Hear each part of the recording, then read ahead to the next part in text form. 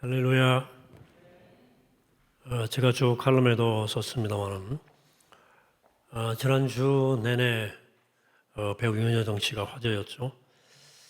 아카데미 수상도 화제지만 그녀의 수상 소감이 화제였습니다. 단연. 그녀의 수상 소감에는 다른 관점이 존재했습니다. 경쟁에 대한 생각도 그렇고요. 또 최고에 대한 생각도 그랬습니다. 경쟁을 통해 등수를 매기는 세상의 질서에 대해서 다른 관점이 분명히 있었습니다. 또 사치에 대해서도 좀 독특한 관점이 있더라고요. 자기 인생 남 눈치 보지 않고 자기 마음껏 살 수 있으면 그게 사치다, 이런 말을 했습니다. 뭘 많이 가지고 있는 게 사치가 아니고 소신껏 자유롭게 사는 것, 이게 사치다 하는 말이죠.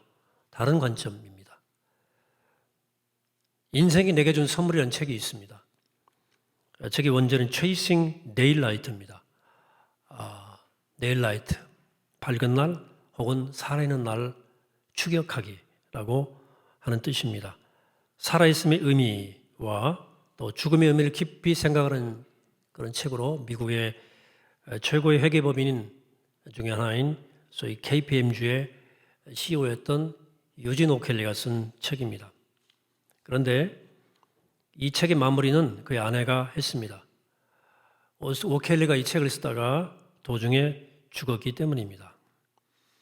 오켈리의 아내는 책의 말미에서 남편이 생전에 어떻게 죽을지, 어떻게 살아야 할지에 대해서 뭔가 교훈을 남기고 싶어 했다고 말합니다.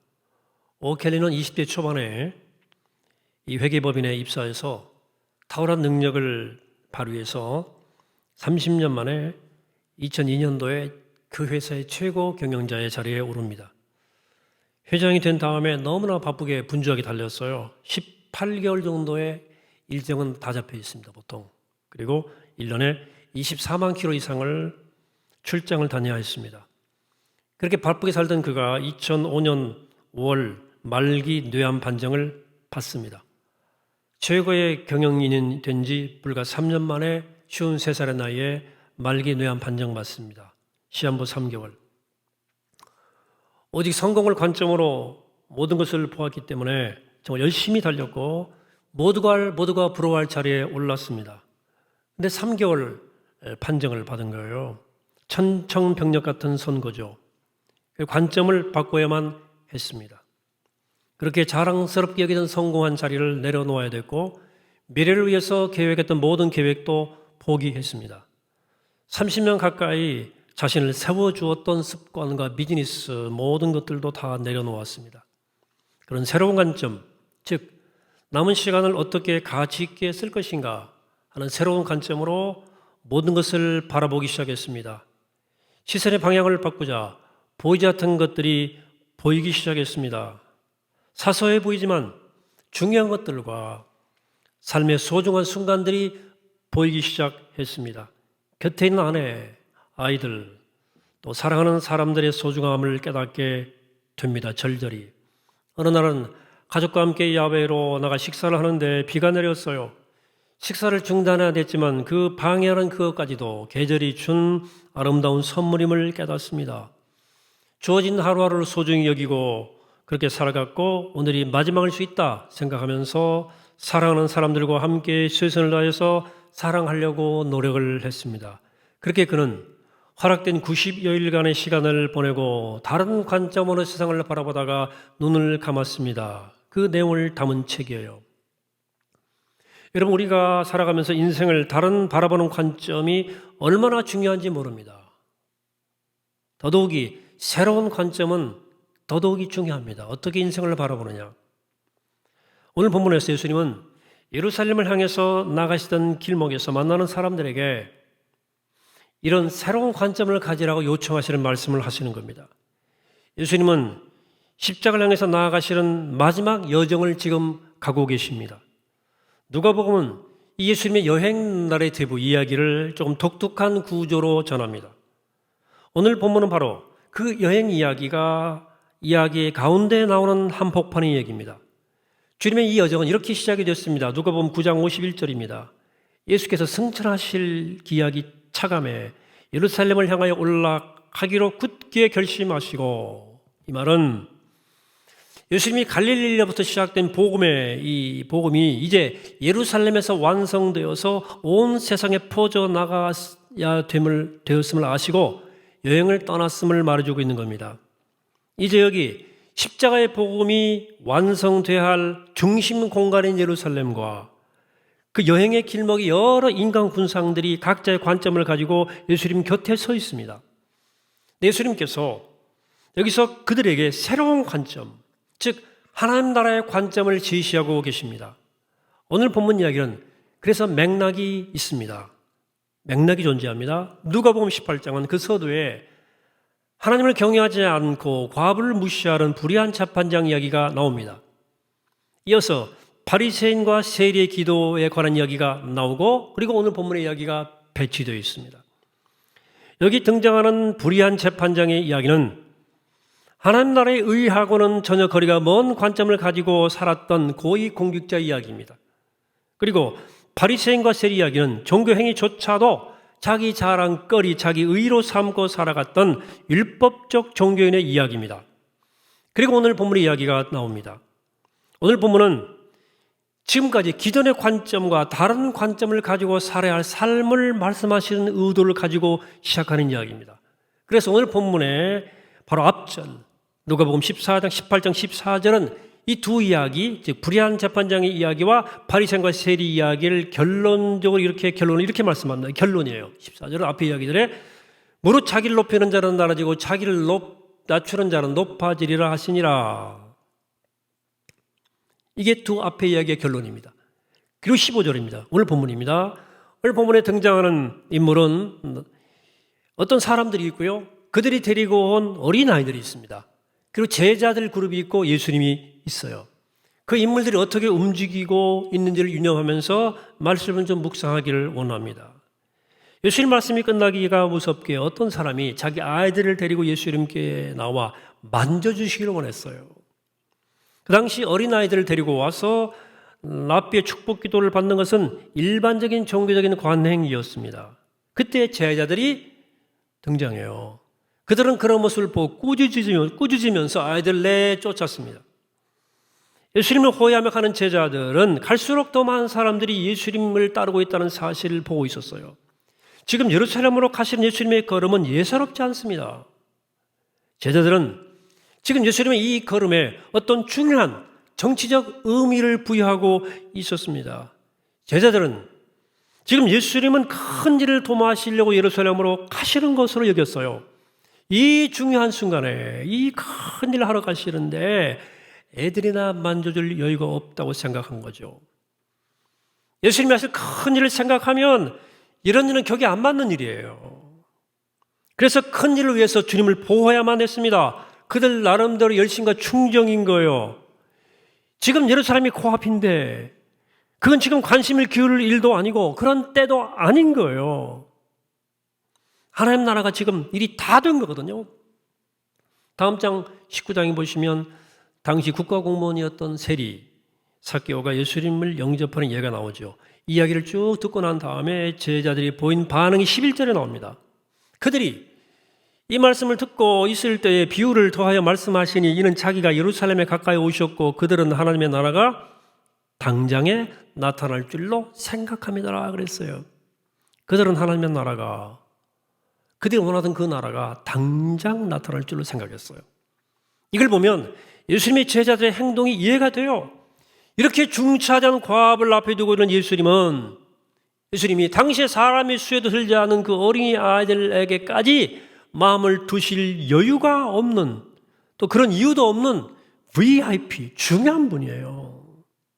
그런데 이게 어느 모임이나 조직이나 관료화될수록 장벽이 많아지고 차별이 생기죠. 강자 앞에서는 비굴해지고 약자 앞에서는 오만해지는. 예수님의 관점은 전혀 달랐어요. 누가는 그런 주님이 그런 제자들을 꾸짖었다고 전합니다. 그리고 더 놀라운 선언을 하십니다. 16절에서 예수께서 그 어린아이들을 불러 가까이 하시고 이르시되 어린아이들이 내게로 오는 것을 용납하고 금하지 말라. 하나님의 나라가 이런 자의 것이니라.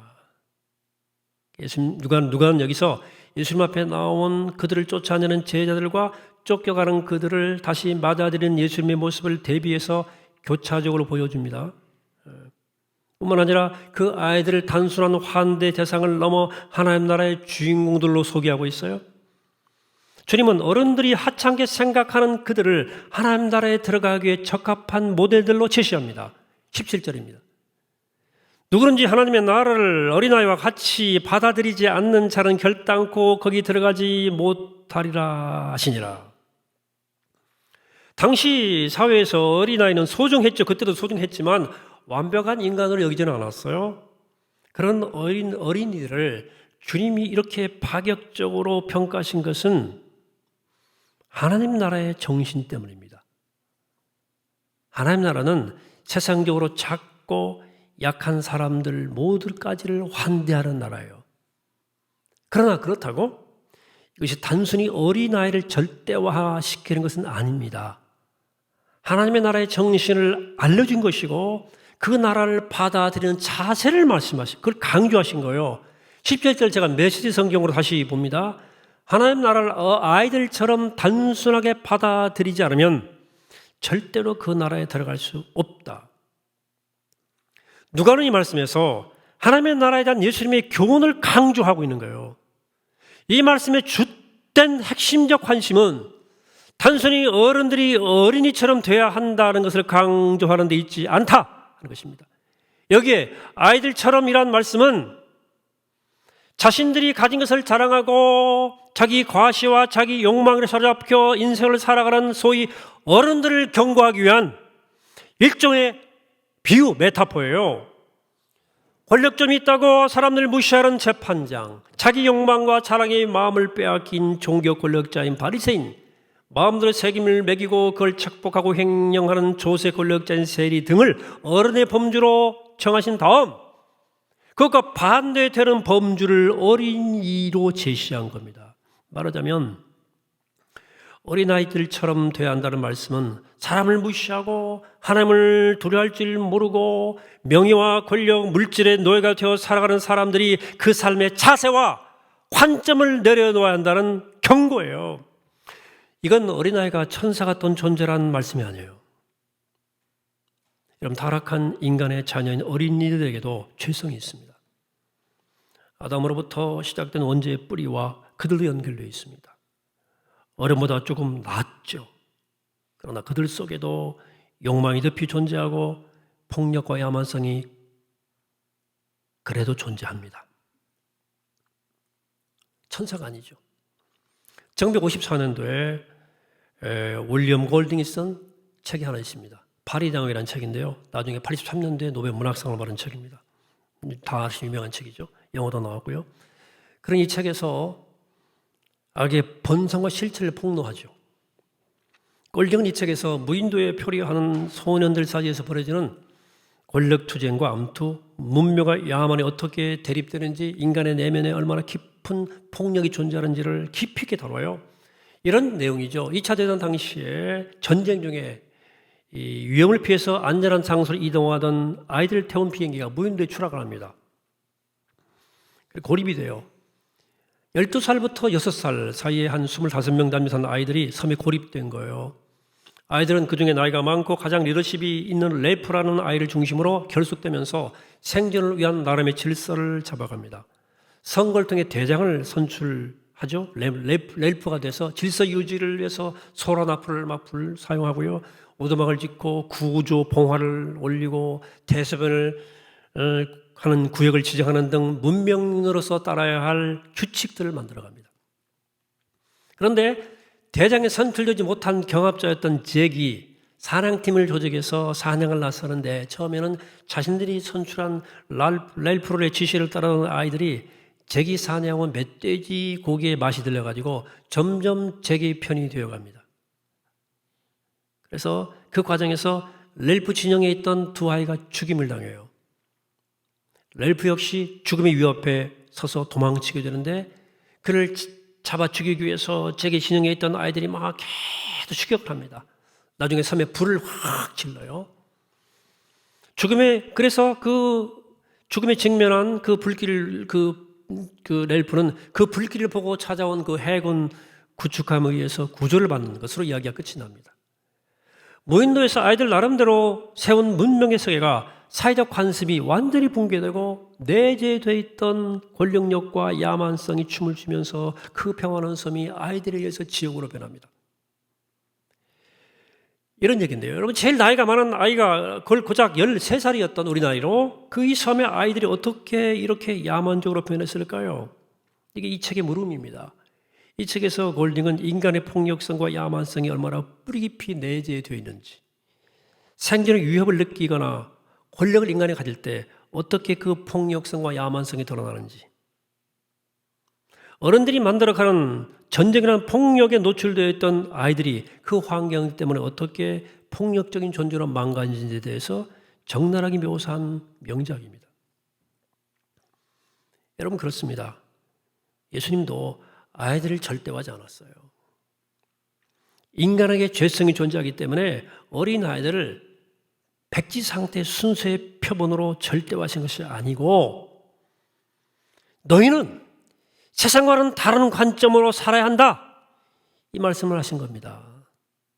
주님이 어린아이들 영접하시면서 그들을 하나님 나라의 주인공이라고 말씀하신 것은 그들 특정 세대를 절대화하신 것이 아닙니다. 여러분, 복음서가 언제나 강조하는 핵심은 예수 그리스도의 십자가와 부활의 사건을 통해서 완성될 하나님의 나라, 하나님의 구속사예요. 그래서 그 나라에 걸맞는 백성으로 아이들을 교육하고 양육해야 할 책임이 있는 너희 세대가 그들 하찮게 여기면 어떻게 되느냐, 책망하시면서 새로운 관점으로 키우라 요구하신 거예요. 이것은 어린이들이 가지고 있는 그 좋은 품성을 닮으려고 애써야 한다는 말씀하신 것이 아니고, 적어도 예수를 믿는 공동체는 어린애 같은 약자들을 환대하고 그 어린이들을 훌륭한 사람으로 키워야 할 영적 책무가 있다는 뜻이에요. 또한 순수함, 절대 의논의 마음, 신뢰, 사랑, 겸손함 등은 하나님 나라에 필요한 자질들인데 어린아이들에게는 아직 그런 순수한 마음이 남아있기에 어린이를 예로 들어 말씀하신 것입니다. 그래서 지금 주님 앞으로 나오는 어린이들은 자기 자랑하려고 나오지 않았어요. 폼 잡고 나오는 아무도 없어요. 과시하는 게 아무것도 없어요. 그냥 예수님 보고 싶어 나왔고, 예수님 만져달라고, 말씀 듣고 싶어서 그런 마음에서 나왔어요. 하나님의 나라는 이 태도면 충분해요. 익으면 되는 거예요. 무슨 명찰 붙일 필요 없어요. 본문은 그걸 말씀하는 겁니다. 아이로 시간 지나면 어른이 되죠. 이 아이들에게 하나님 나라에 합당한 가치와 순수함을 잘 가르쳐야 할 교육적 사명이 부모와 어른 세대, 우리 신앙 공동체에 있다는 사실을 주님이 깨우치고 계시는 겁니다. 잘 환대해라. 그리고 잘 가르쳐라. 마종화 시인이 쓴 딸을 위한 시라는 시가 있습니다. 언제나 시엔 영감이 있죠. 한 시인이 어린 딸에게 말했다. 착한 사람도 공부 잘하는 사람도 다 말고 관찰을 잘하는 사람이 되라고. 겨울 창가 양파는 어떻게 뿌리를 내리며 사람은 언제 웃고 언제 우는지를. 오늘 학교에 가서 도시락 안 싸온 아이가 누구인지 살펴서 함께 나누어 먹기도 하라고. 아버지의 마음이 담겨 있는 거죠. 정현정 시인은 이렇게 방문객이라는 시에서, 유명한 시예요. 이렇게 시의 일부입니다. 사람이 온다는 건 실로 어마어마한 일이다. 그런 그의 과거, 현재와 그의 미래와 함께 오기 때문입니다. 한 사람의 일생이 오기 때문이다. 부서지기 쉬운, 그래서 부서지기도 했을 마음이 오는 것이다. 방문객, 이렇게 가르쳤습니다. 다 영감을 주는 표현들이에요. 이번에 윤여정 씨가 여우조연상을 받은 아카데미 시상식이 93회입니다. 92회 때 기생충이 상 받았고요. 그 전전에 90회 아카데미의 최고 작품상, 감독상을 받은 작품이 The Shape of Water라고 하는 작품이에요. 사랑의 모양이라고 하는 부제가 붙은 이 영화는 미국과 구소련이 대립하던 1960년 냉전기 때 목소리 잃은 청소부 엘라이자와 비밀 실험실에 갇혀있던 교회 생물체의 만남과 사랑을 그린 작품입니다. 미 한국우주센터의 비밀 실험실에서 일하는 청소부인 엘라이자는 어느 날 남미 늪에서 생포되어 온 괴 생명체가 연구소 물탱크에 쇠사슬로 묶여 있는 것을 보게 됩니다. 아까 본 것처럼 인간과 양서류의 모양을 가진 이 생명체는 인간과 의사소통도 가능하고 감정 교류도 가능한 생명체예요.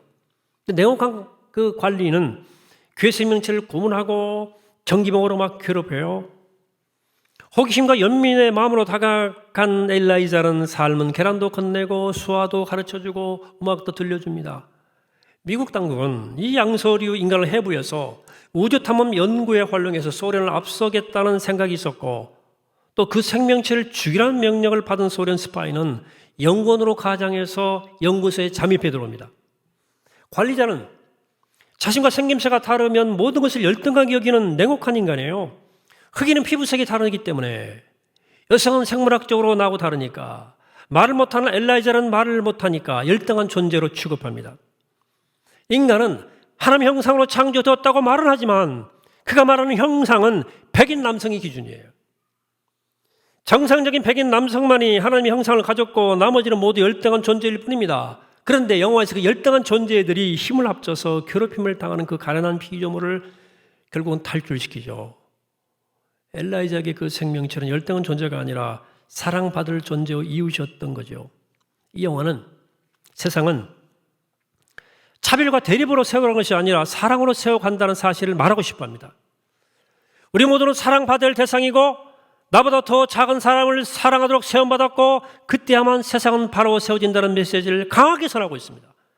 그리고 이 영화는 이런 말을 하고 있는 겁니다. 이렇게 말하는 겁니다. 물은 shape of water죠. 물을 담는 그릇에 따라 모양이 변한다. 물은 부드럽지만 우리의 우주에서 가장 강하고 가변성 있는 힘이기도 하다. 사랑 또한 그렇지 아니한가. 여성이건 남성이건 부자건 가난한 사람이건 흑인이건 백인이건 장인이건 비장인이건 그 어떤 생명체든 그 어떤 모양에 집어넣고 사랑은 바로 그것의 모양이 된다. Shape of water. 사랑의 모양의 주제예요. 오늘 주님은 어린이 청소년 주일을 맞이한 우리에게 오늘 본문 말씀을 통해서 폭력과 오만, 거짓과 탐욕, 차별과 적대감이 난무하는 이 시대의 한복판에서 서로를 섬기고 세워주고 받쳐주는 의자가 되라고 말씀하는 거예요. 누군가의 의자에 올라가서 지배하고 억압해서 자기 욕망을 채우려 하지 말고 오늘 이 곁에 가슴 시린 사람들, 가난한 사람들, 작은 사람들, 외로운 이들 그리고 하나님 나라의 주인공인 어린이 청소년들까지 너희가 그들의 의자가 되어줬으면 좋겠다. 그 말씀하십니다. 그들을 잘 살펴서 그들을 하나님 나라의 주인공으로 세워가라. 고 말씀하십니다. 그 일을 위해 교회가 존재하고 너희들이 부름받았음을 잊지 말아라. 고 말씀하시는 것입니다. 여러분, 그런 바라기는 우리 모두 주의 말씀에 순종해서 우리의 삶의 자리에서 내 주위의 작은 이들에게 의자가 되어지고 징검다리가 되어 주어 하나님의 나라를 일고 가는 주의 백성들이 다 되시기를 이 아침에 주의 이름으로 간절히 축원합니다. 기도하겠습니다. 걸어가신 하나님, 어린아이 같지 아니하면 그런 마음으로 하나님 나라를 바라지 않으면 그런 태도로 주께 나오지 않으면 결코 하나님 나라에 들어갈 수 없다. 그런 주의 말씀을 기억하면서 하나님 우리 곁에 있는 작은 어린이 하나까지 연약한 생명 한 사람까지 사랑으로 받아들이며 환대하며 하나님이 기뻐하시는 하나님의 나라를 일궈갈 수 있는 새로운 관점을 우리가 허락하여 주시옵소서. 하나님의 눈으로 세상을 바라보게 하시고 하나님 나라의 구원의 역사를 누룩처럼 번져가게 하는 하나님 나라의 백성들로 우리를 가꾸시고 그런 다짐을 새롭게 하는 이 복된 주일 될 수 있도록 주여 도우시고 인도하여 주시옵소서. 감사드리옵고 예수 그리스도 이름으로 기도하옵나이다. 아멘.